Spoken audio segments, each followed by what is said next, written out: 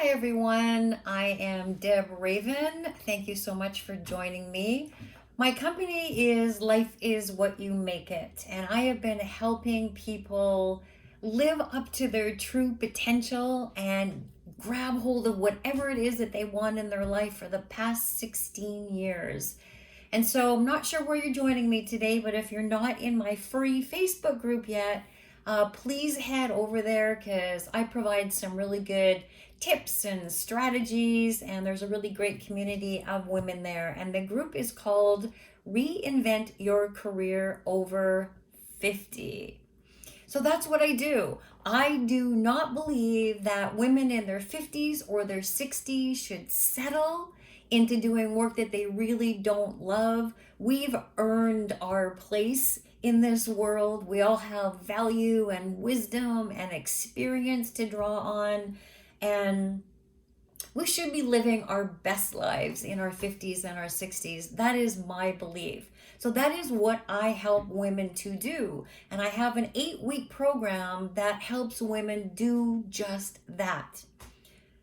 But today I am going to talk a little bit about where you live.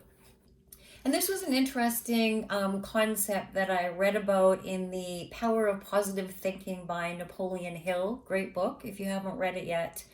And in this book, he talks about where do you live? And the idea is that when we're choosing to live in misery and suffering, that is a choice. And I believe that a lot of us live there, live in Suffering City, live in Melancholy Lane, live in Miserable Alley. And having a positive mental attitude really does determine where you live. Because if we have complete ownership over all of the things that have happened in our life, that's the beginning. And how we respond to these circumstances in our life is really going to determine where we live. And it really is a conscious decision to live with a positive mental attitude instead of a negative one. In any particular instance, any circumstance in our life, there's always two ways of looking at things. You guys all know this. There's the positive way of looking at it. What can be good about this? How is this serving me? What can I learn from this? How can I grow from this? Or there can be the other side of the coin where, oh, woe is me. I have such bad luck. Nothing good ever happens to me. I'm always going to be this way. And one circumstance can happen and you can think this way or you can think that way. And it really is a decision on where you want to live and where you live, either in happiness estates or in misery alley, is really going to determine how you show up in your life. And how I want to explain that a little bit is one of my clients, Faith is her name. She was working in a company for over 20 years, and she had worked her way up in the company and gotten to a place where she was just feeling really bored. The company had been bought out. She wasn't really kind of jiving with her new supervisor and really wasn't enjoying the work anymore.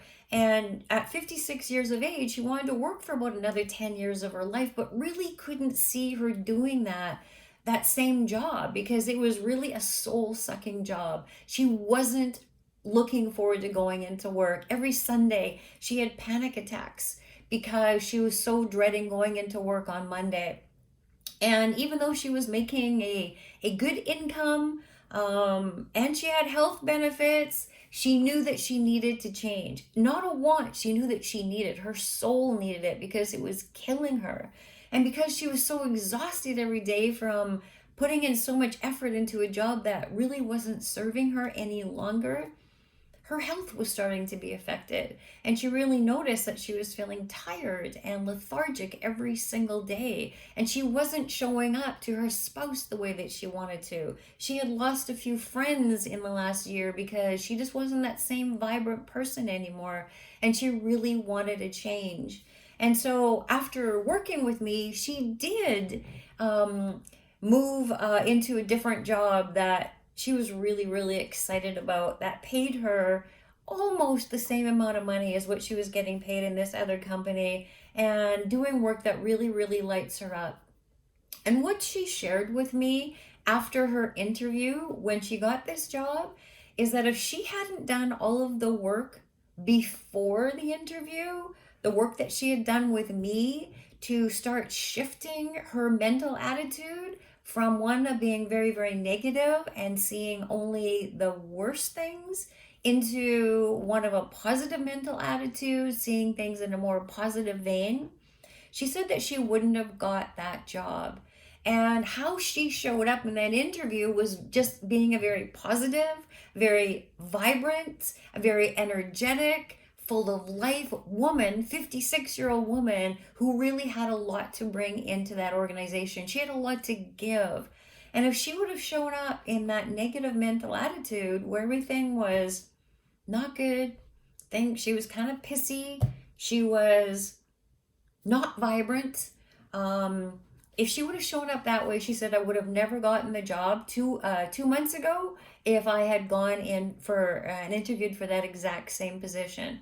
So I share that with you because sometimes we're in a stage of our life right now where we go, we're not even getting an interview, or I get an interview and they take one look at me and they see how old I am, and then they just, kind of cast me aside. And I don't think that that's always true. Yes, is there some examples of ageism? For sure. It's out there. We know that. But I think it's more how we show up in the world and how vibrant we express ourselves to a prospective employer. That is what's going to determine the outcome of a particular interview. So I just challenge you to take a look at really, where are you living? Are you living in Misery Alley? Are you living in Suffering City? Are you living in Melancholy Lane? Or are you living in Happiness Estates?